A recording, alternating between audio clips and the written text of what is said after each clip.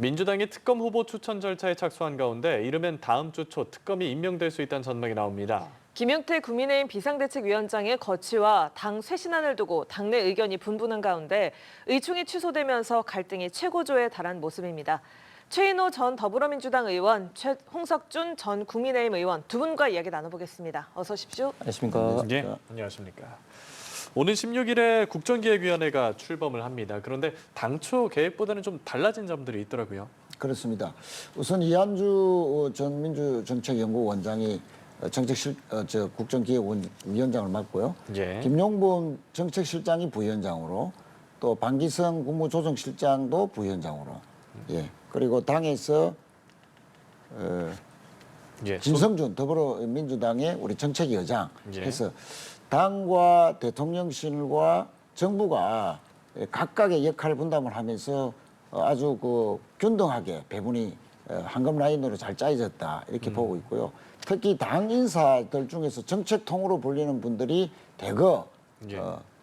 진입했다. 특히 박홍근 기획분과장은 오랫동안 이재명 대표의 비서실장으로 활약을 했고 측근으로 알려져 있고요. 특히 기획조정 분야에서 아주 탁월한 능력을 인정받고 있었습니다. 기대가 되고 정태호 경제 1분과장도 문재인 정부 때 일자리 수석을 해서 예. 경제정책통입니다. 또 그 외에 당의 주요 인사들이 정책으로 다 이제 합류를 했고요. 이 정책기획위원회는 우선 경제와 민생 회복에 가장 역점을 두겠다. 이한주 위원장이 거듭 강조를 했고요. 특히 추경을 시급하게 추진하겠다. 또 앞으로 기재부의 분리를 맞는 등의 정부 예. 개편도 속도를 낼 것으로 보입니다. 예, 알겠습니다. 기획위원 수와 존속 기한이 당초보다 늘었더라고요. 예, 아무래도 지금 현재 인수위 없이 출범하는 이제 정권인 만큼 이 부분에 대한 역할을 국정기획위원회에서 이제 해야 되기 때문에 좀 더 많은 어떤 인원과 그리고 이제 그 관련된 존속 기간도 조금 늘어난 것 같습니다. 앞으로 이 이제 국정기획위원회와 정부가 하는데 지금 현재 예산 집행이라든지 이런 어떤 시간이 안 맞는 만큼 이런 어떤 조율을 해 나가는 데 있어서 어떻게 해 나가느냐 하는 것이 좀 이 국정기획위원회의 어떤 성공 여부의 어떤 관건일 것으로 보입니다. 네, 대통령실의 진짜 일꾼 찾기 프로젝트가 일주일간 진행이 되는데요. 하루 만에 11,000건의 추천이 접수가 됐더라고요. 어떻게 봐야 될까요? 뭐 폭발적이다 할 수 있죠. 하루 만에 11,000건이 넘고 인사 핵심처에 거의 한 90%가 몰렸습니다. 얼마나 많은 분들이 또 숨은 인재들이 추천이 됐는지는 좀 지나봐야 이제 구체적으로 되겠지만 우선 그 법무부 장관과 복지부 장관이 압도적으로 많이 추천됐다. 그렇습니다. 이런 것은 검찰 개혁에 대한 국민적 관심이 이런 식으로 표출이 된 것 같고요. 특히 복지부 장관에 또 많은 분들이 추천됐다는 것은 아주 구체적인 복지 정책이 피부에 와닿도록 하는 그런 책임자들을 좀 많이 추천한 것으로 그렇게 봐집니다. 예, 말씀하신 것처럼 법무부 장관, 복지부 장관, 검찰총장 순으로 추천이 많이 들어왔는데 어떻게 보고 계세요? 예, 근데 지금 검찰총장은 뭐 지금 이제 민주당 안은 이제 중수청과 공소청으로 지금 이제 분리하겠다는 그런 어떤 내용이라서 글쎄 어떻게 될지는 모르겠습니다만은 예. 어쨌든 이 제도가 처음 뭐 하는 것은 아니고 역대 정권에서도 국민의 어떤 여론, 국민의 어떤 추천하는 이런 인사들을 했었죠. 그런데 과연 이제 이렇게 추천된 분들이 어떻게 정부에서 그리고 이재명 대통령이 인사를 할 때 반영될지 잘 모르겠습니다. 오히려 자칫 잘못하면은 지금 현재 인사가 벌어지고 있는 많은 어떤 문제점, 예를 들어서 민정수석이라든지 뭐 여러 가지 어떤 문제점이 있는 그런 어떤 인사가 지금 현재 벌써부터 나타나고 있는데 이런 문제 인사에 어떻게 보면 좀 면피용이 될 수도 있지 않느냐. 혹은 또 지금 이재명 대통령의 좀 인사가 너무 어떤 실력파 위주가 아닌 충성파, 아부파문으로 구성되어 있는데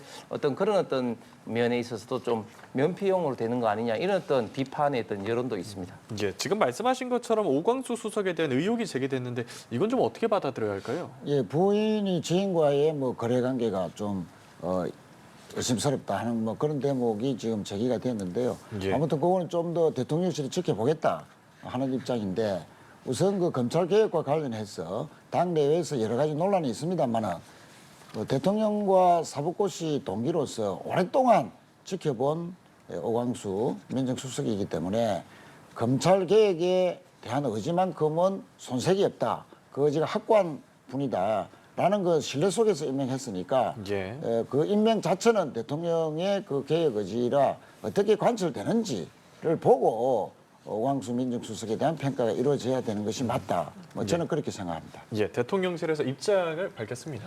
예, 오광수 민정수석의 이제 부인이 이제 차명으로 이제 부동산을 이제 소유를 했다. 지금 또 일부에서는 또 대출까지 또 참여했다 이런 어떤 의혹이 있는데 거기에 대해서 예. 본인이 부적절하다고 이제 사죄는 했습니다. 그런데 거기 그런 어떤 내용에 따르면 명백히 지금 이제 부동산 실명법이라든지 공짜윤리법이라든지 또 이렇게 차명으로 관리했던 목적이 결국은 종합토지세 등의 어떤 세금을 이제 피하기 위한 조세 포탈까지도 이제 연결이 되는데 그런데 다른 자리도 아닌 민정수석 자리라는 게 더 문제가 되는 거죠. 민정수석이 어떤 역할을 하는 데입니까? 공직 기강을 감찰을 하고 또 인사 검증을 하는 그런 어떤 자리인데 인사 검증을 하는 최종 책임자가 이런 어떤 문제가 있는 상황에서 시작을 한다면 앞으로 발생하는 인사 검증이라든지 공직기강 감사에 있어서 굉장히 큰 부담을 이재명 정권이 안을 수밖에 없는데 그럼에도 불구하고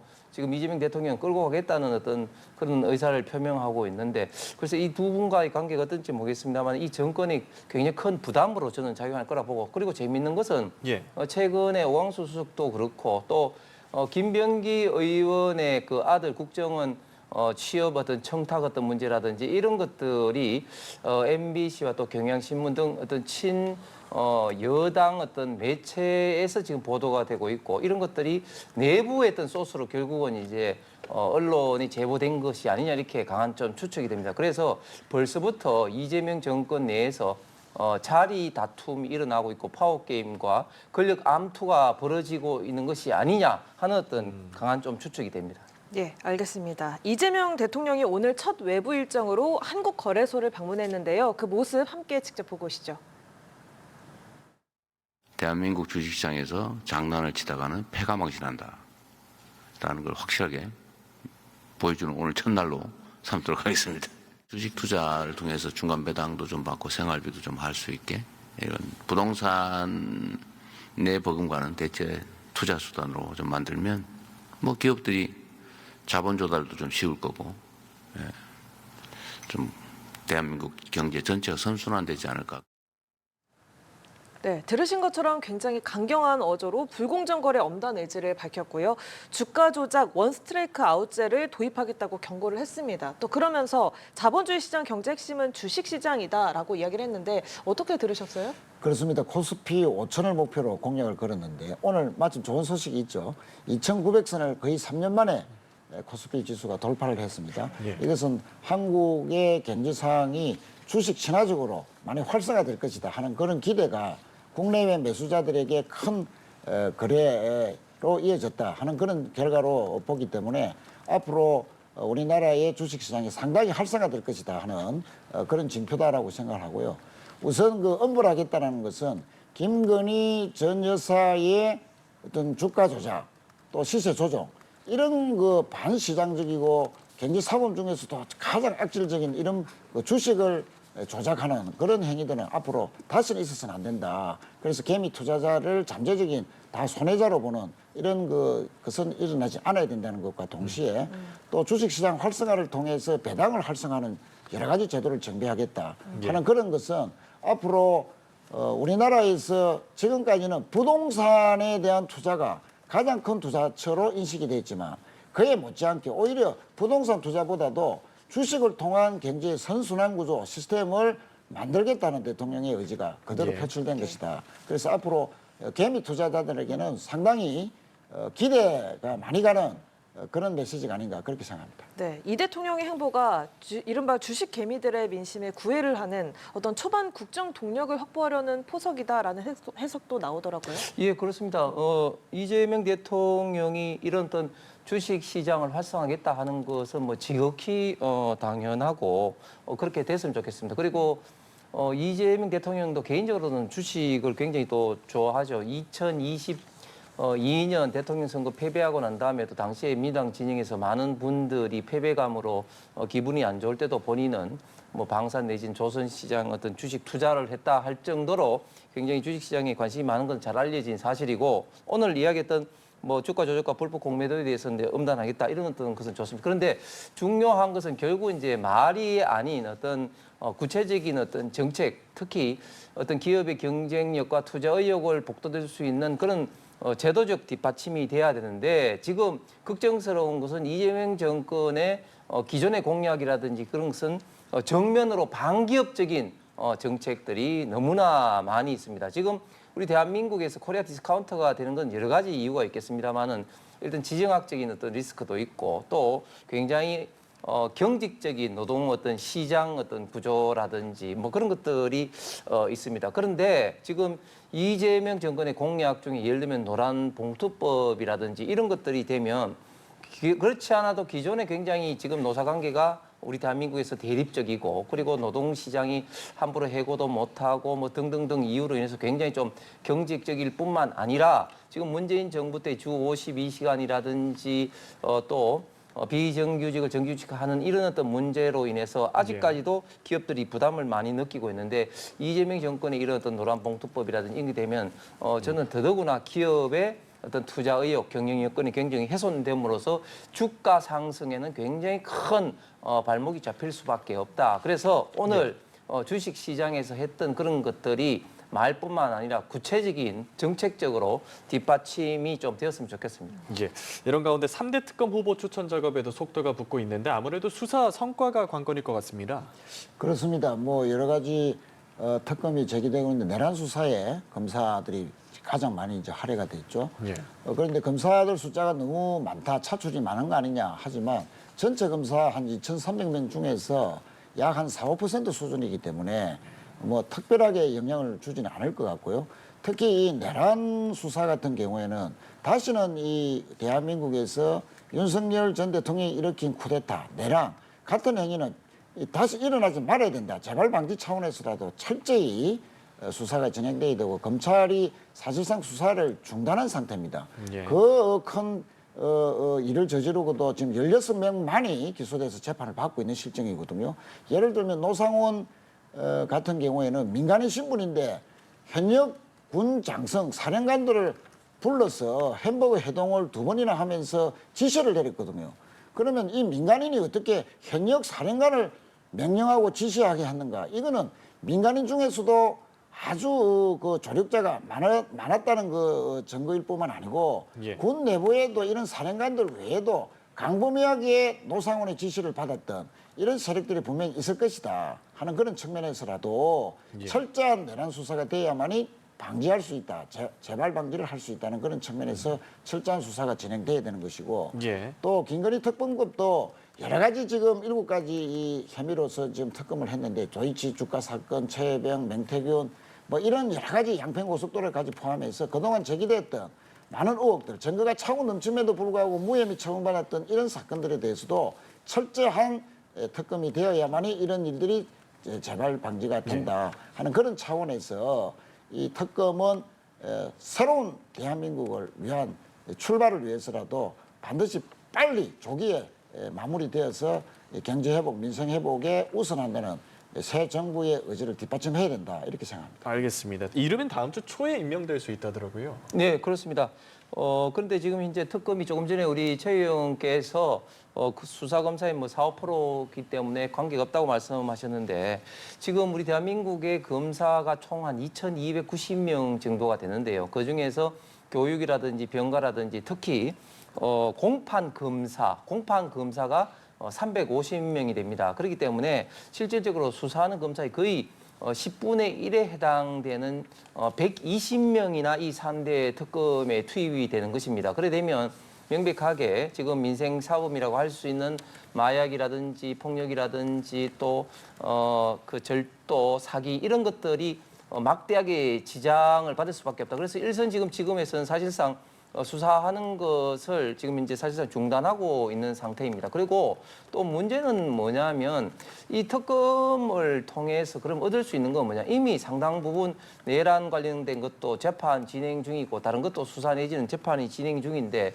그러면 어떤 것을 더 하려고 하느냐? 이것은 이재명 대통령이 후보 시절에 그렇게 정치 보복이 없다고 수차례 이야기했는데 그러면 내란 특검은 또 그렇다 치더라도 나머지 김건희 여사 특검이라든지 최병 특검 이거는 내란과 전혀 관계 없는 건데 이거야말로 어떤 정치 보복이라고밖에 생각할 수밖에 없고 그리고 이게 굉장히 좀 위헌적인 사항들도 굉장히 많이 있습니다. 이게 딱 몇 가지가 규정은 돼 있습니다만 인지 사건을 포함하기 때문에 사실상 무제한의 특검이다. 그래서 지금 이 정부가 사정 공안 정국으로 해서 정권 보복을 통해서 굉장히 드라이브를 걸면서 특히 내년 지방선거에 유리한 어떤 그런 정략적인 입지를 확보하기 위한 그런 특검이 아닌가 상당히 우려가 될 수밖에 없습니다. 네. 한편 국민의힘에서는 오늘 오후 2시로 예정돼 있던 의원총회가 돌연 취소가 됐습니다.